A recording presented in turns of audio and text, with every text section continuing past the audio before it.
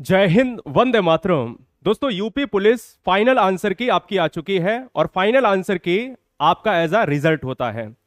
एक बड़ी समस्या है कि आपकी शिफ्ट में बहुत सारे क्वेश्चन कैंसिल हुए हैं और बहुत सारे क्वेश्चंस के आंसर बदले गए हैं। रिजल्ट की अगर हम बात कर लें तो 24 से 48 घंटे आयोग ने बोला हुआ है और आपने अभी तक रनिंग शुरू करी है या नहीं। और दूसरा सवाल, दो आपको आंसर देने हैं कि आपकी कौन सी शिफ्ट में पेपर था और आपके कितने क्वेश्चन कैंसिल हुए हैं। लेकिन हमारे पास जो जानकारी अभी है हम आपको बता देते हैं। 24, 25, 30 और 31 जिस शिफ्ट का नाम नहीं है उसमें जिक्र नहीं है क्वेश्चंस का। फिलहाल अगर हम बात कर लेते हैं सबसे पहले किनका नुकसान होने वाला है। सबसे पहले देखिएगा, 24 अगस्त की अगर हम बात कर लें तो पहली शिफ्ट में 3 प्रश्न को बदला गया है और एक कैंसिल, यानी 4 क्वेश्चंस इफेक्टिव हुए हैं। 4 क्वेश्चंस पर जो है हमारी क्या है समस्या, यानी जो जो बदला गया है वो कहीं ना कहीं जैसे ए और बी है तो वो ए और बी वाले यानी दोनों को सेम नंबर मिलेंगे, ठीक है ना। लेकिन सबसे बड़ी समस्या है कि 3 प्रश्न जैसे कैंसिल हुआ है, जैसे कोई कैंसिल प्रश्न हुआ है और उन बच्चों का आंसर सही है, यानी फायदा उसे होगा कैंसिल वाले को जिसका प्रश्न गलत है। लेकिन मान लीजिएगा एक ऐसी शिफ्ट है जिसमें 6 कैंसिल प्रश्न हुए, एक ऐसी शिफ्ट है जिसमें 3 कैंसिल हुए, 4 कैंसिल हुए, एक ऐसी शिफ्ट है जिसमें 7 कैंसिल प्रश्न हुए। देखिए मतलब क्वेश्चन को बनाने के लिए ये इतना पैमाना अच्छा नहीं है हमारा कि क्वेश्चन को सही ढंग से बना लिया जाए। 100 क्वेश्चन, 150 क्वेश्चन, अब 7 3 10 क्वेश्चन और 10 11 12 13 14 एक ही दिन में 14 क्वेश्चन क्या हुए, इफेक्ट हो गए भैया, पूरी तरह से खराब हो गए। मतलब हम लोग क्वेश्चन नहीं बना पा रहे। अगर हम देखते हैं दोस्तों, 24 अगस्त पहली शिफ्ट में 3 प्रश्न बदले गए, एक कैंसिल हुआ। अब इसका सेकंड शिफ्ट में कोई भी यहां पर क्वेश्चंस नहीं चेंज हुआ। 25 अगस्त में फर्स्ट शिफ्ट में 3 कैंसिल, 3 प्रश्न बदले गए, ठीक है ना। और सेकंड शिफ्ट में 4 कैंसिल, कोई प्रश्न बदला नहीं गया।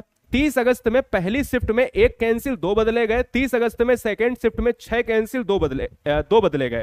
और यही अगर 31 अगस्त की बात करें, दोनों शिफ्ट में लगभग 14 क्वेश्चन बदले गए, यानी 2 कैंसिल, 2 बदले गए, 7 कैंसिल और 3 बदले गए। अब आप ये समझिएगा कि हम लोग किस सिस्टम में काम कर रहे हैं।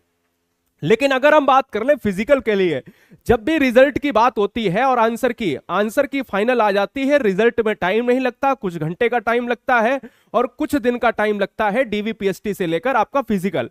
रनिंग की अगर बात करें तो अगर जिसने प्रैक्टिस नहीं की, क्योंकि रनिंग हमेशा प्रैक्टिस पर होती है, ठीक है ना।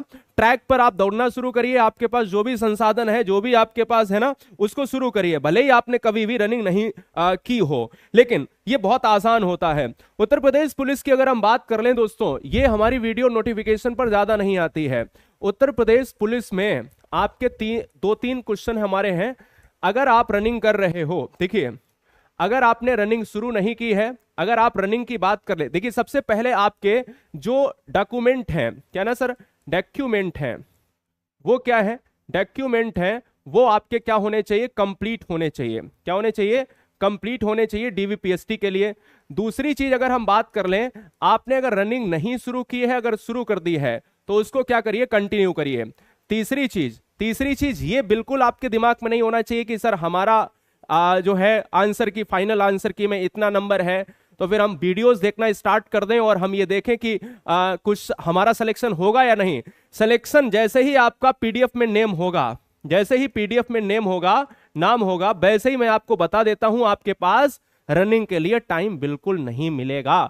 ये यूपी पुलिस का इतिहास है। बाद बाकी जितनी भी परीक्षाएं होती हैं उसमें जो आपका वो होता है डीबीपीएसटी के बाद जो है रनिंग का बहुत लंबा प्रोसेस होता है, लेकिन यूपी पुलिस में एक बहुत कम टाइम दिया जाता है, तो इसलिए इस पर हमें ज्यादा फोकस करना है। और ये डॉक्यूमेंट वेरिफिकेशन वाला जो पॉइंट आता है, इसमें बहुत से रेयर केस में होते हैं जिसके डॉक्यूमेंट कंप्लीट नहीं है, ठीक है ना। तो भैया तैयारी शुरू कर दीजिएगा और कितने क्वेश्चन आपके सही थे, कौन सी शिफ्ट में थे, वो हमें जरूर बताइएगा। कहीं ऐसा तो नहीं अभी भी आप अंधेरे में बैठे हो। जय हिंद, मिलेंगे नेक्स्ट वीडियो में।